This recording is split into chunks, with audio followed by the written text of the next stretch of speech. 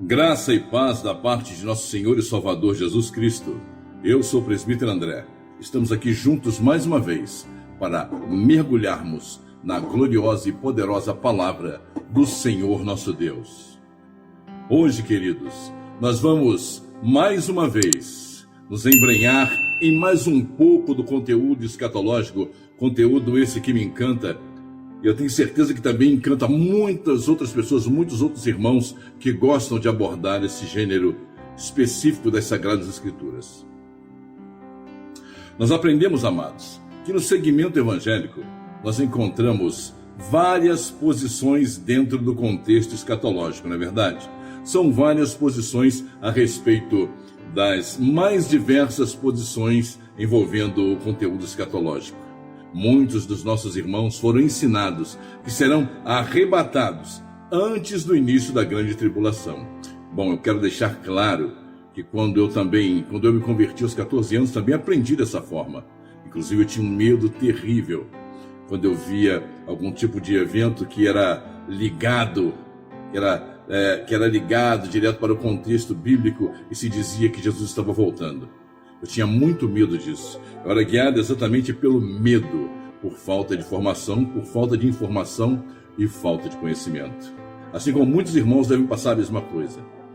Nós aprendemos então, amados, que a igreja será levada para o céu e quem vai passar a grande tribulação será o povo de Israel, os judeus, os desviados e todos aqueles que viraram as costas para a palavra do Senhor Jesus. Foi assim que nós aprendemos, não é verdade?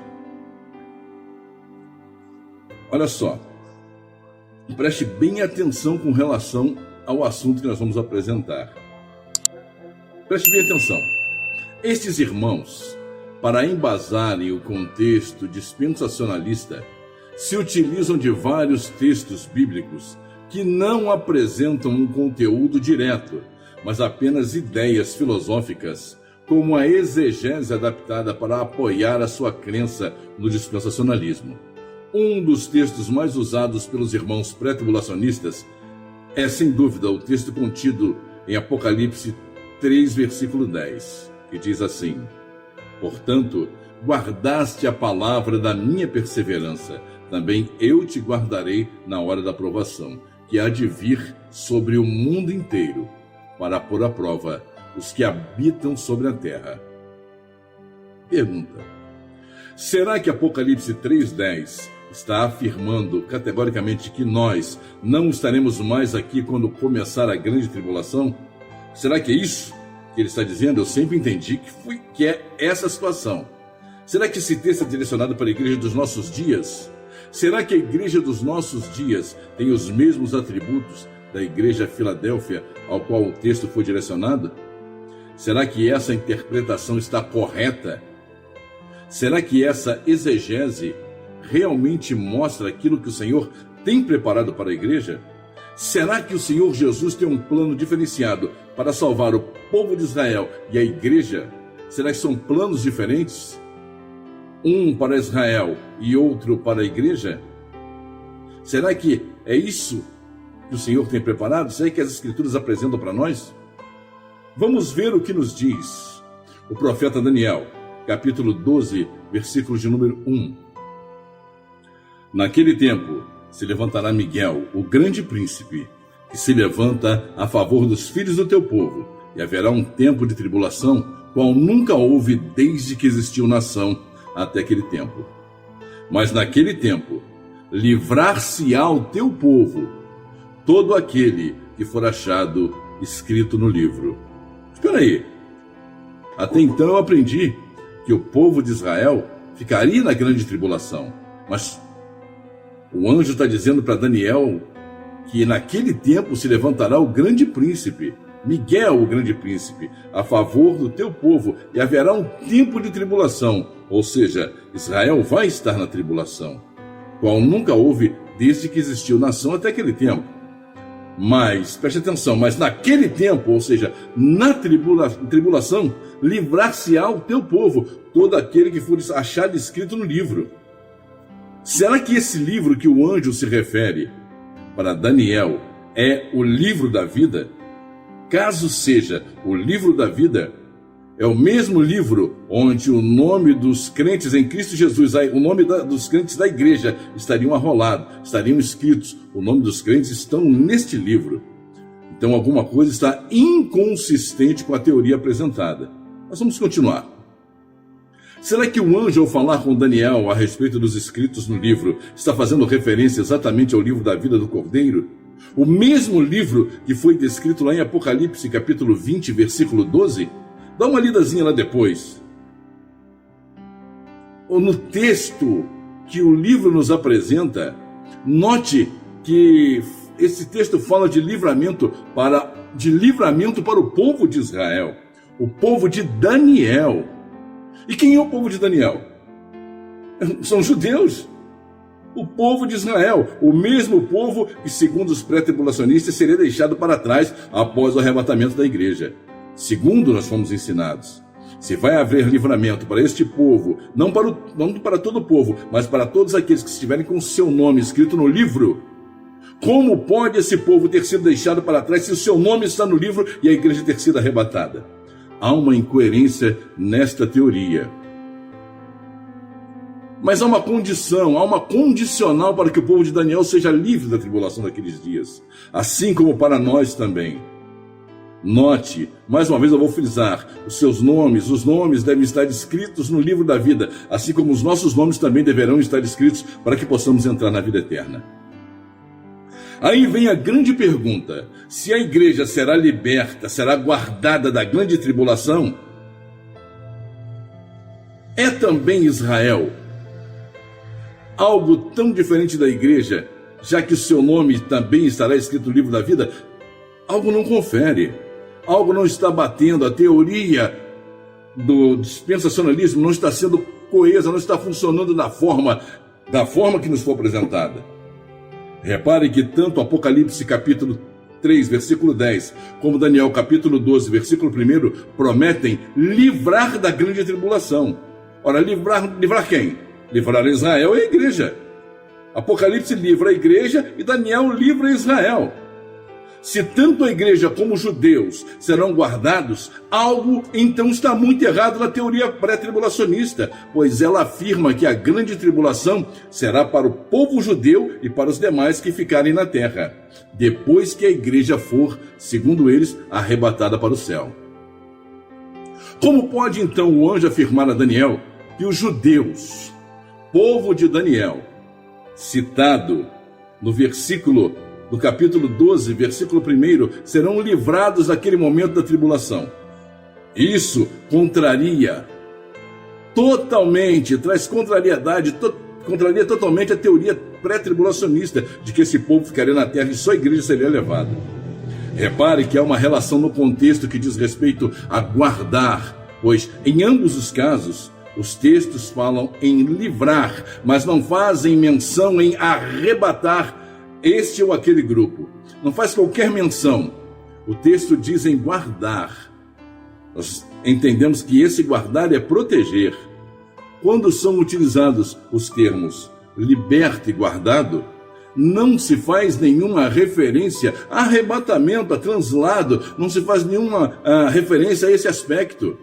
A Bíblia promete que seremos sim guardados no momento da provação e não retirados da terra no momento da provação, e sim guardados. Em momento algum no texto sugere que seremos arrebatados para não vivenciarmos este momento terrível que virá sobre a terra. Nós não podemos ficar presos a textos sem contexto para fundamentar uma ideia que somos um povo especial, a igreja é especial, e por isso temos direito de ser livrados da grande tribulação. Nós adquirimos esse direito por sermos a igreja, nós somos especiais, os outros não. Mas nós não encontramos afirmação, não encontramos base nenhuma para isso nas Escrituras. Isso foi apenas uma ideia criada para reforçar de que a igreja será tomada antes da grande tribulação. Existem exemplos claros durante a história bíblica que nos mostram o livramento de Deus em meio a dificuldades. Pessoas separadas e guardadas por Deus, que apesar de fazerem parte do evento que estaria acontecendo naquele momento, não sofreram dano físico algum. Repare bem, esse foi o caso do crente Noé, e também da sua esposa, seus 3 filhos e as esposas dos seus filhos, que foram protegidos, foram guardados dentro da arca que Deus mandou que Noé construísse para os abrigar das águas do dilúvio que veio sobre a terra.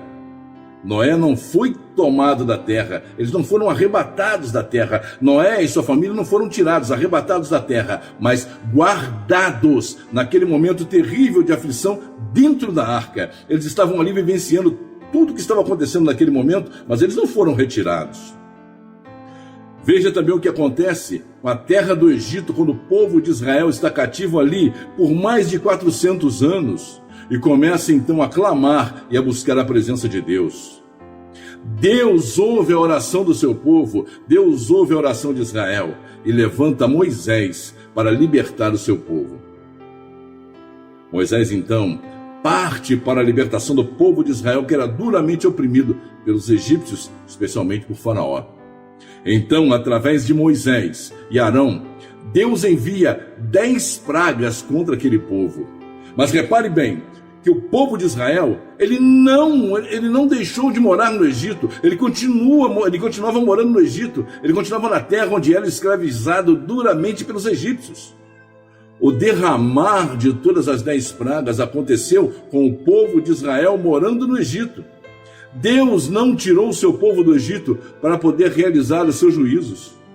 Deus derramou o seu juízo sobre os egípcios por completo. Deus derramou as taças da sua ira por completo. O povo de Israel foi guardado e não sofreu dano algum por parte das 10 pragas que atingiram somente aos egípcios. O povo de Israel, por mais que estivesse morando no mesmo lugar, nada do que sofreu os egípcios das 10 pragas se abateu sobre Israel. Repare que Deus não precisou retirar o povo, levar o povo para um lugar seguro. A mão de Deus, a mão bendita de Deus estava sempre sobre eles. E mesmo estando eles ali na terra do Egito, no derramar das pragas, nada aconteceu ao povo de Israel. O Senhor mostrou ali que Ele é o que livra o seu povo em meio à tribulação, em meio às aflições. Deus está ali livrando o seu povo. Mas Deus não tirou o povo de Israel. Deus não fez com que o povo de Israel fosse colocado num lugar seguro à parte. Ele derrama o seu juízo sobre os egípcios, com Israel morando na terra do Egito.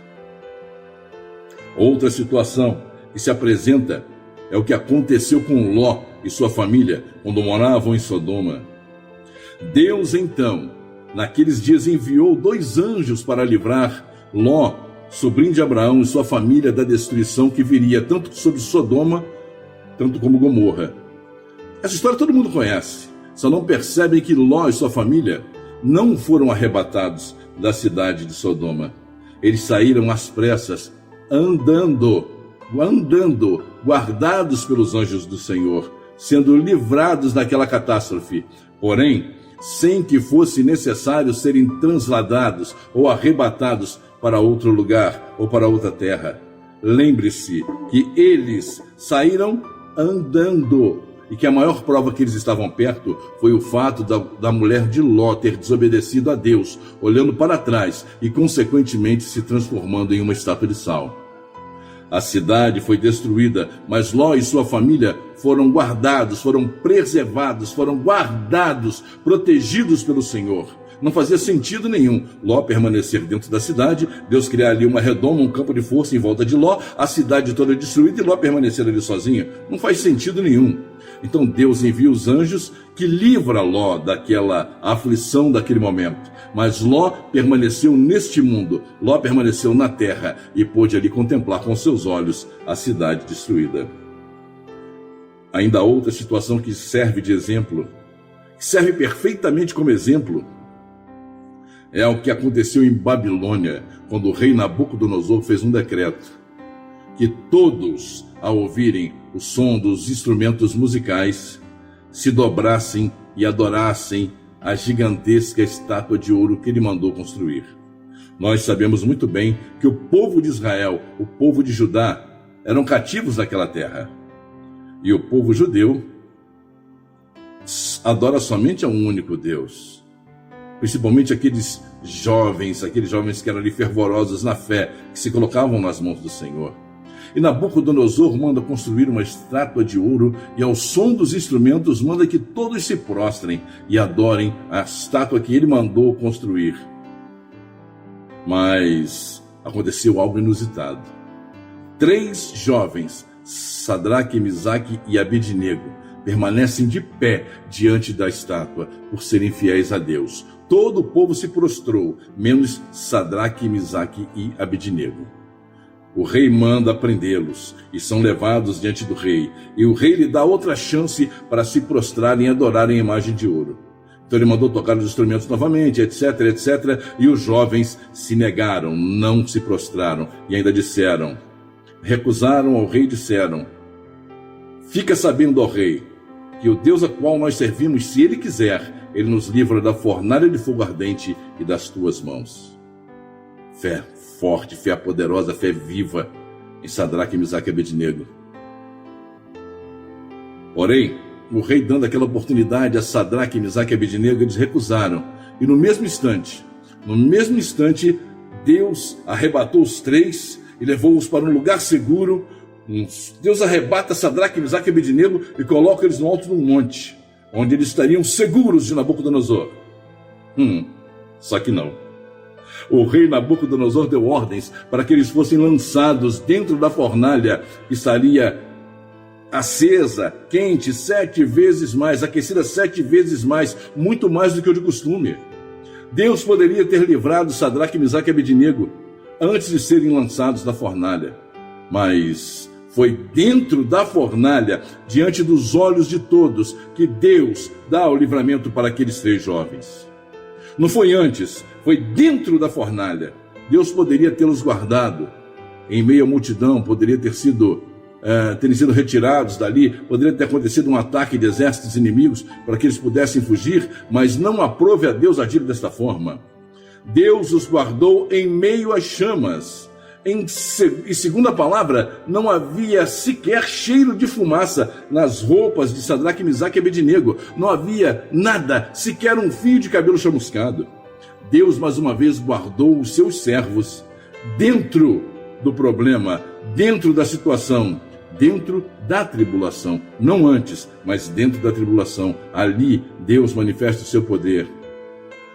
Outra situação que aconteceu com outro cativo em Babilônia, essa história também é muito conhecida por todo mundo, é a história do profeta Daniel, quando o rei emite um decreto determinando que por um determinado espaço de tempo não se poderia fazer petição a Deus algum, a não ser o rei de Babilônia. Apesar de ser um decreto do rei e Daniel ser obediente, Daniel era, acima de tudo, fiel e costumava orar 3 vezes ao dia ao Deus de Israel. Então Daniel estava ali orando ao seu Deus as 3 vezes ao dia, buscando a presença de Deus. E Daniel então é denunciado por não obedecer ao decreto do rei. E por isso é lançado na cova dos leões. Aí eu te pergunto, Deus não poderia livrar Daniel daquele problema que estava acontecendo, levando ele para uma outra terra, levando para um lugar seguro? Mas só que não. Daniel é lançado na cova dos leões. E junto com os leões famintos está Daniel, esperando o momento de ser devorado. Aquele momento de ser devorado pelos leões, mas crendo na presença da providência do Deus Todo-Poderoso, crendo que Deus iria livrá-lo daquela situação. Mais uma vez, Deus vai guardar o seu servo, não antes de entrar na cova dos leões, mas dentro da cova dos leões, diante do perigo. Daniel está ali, certamente clamando a Deus, e de repente, Deus envia ali um anjo para fechar a boca dos leões e livra o seu servo. Repare que Daniel recebeu o livramento não antes de entrar na cova dos leões, mas estando dentro da cova dos leões, em meio àquela terrível tribulação, vivenciando o problema. Daniel ali confia em Deus e Deus glorifica o seu nome na vida de Daniel. Mais uma vez, Deus glorificou e engrandeceu o seu nome, mostrando de que modo ele livra os seus servos, de que não há obstáculo grande o suficiente para impedi-lo.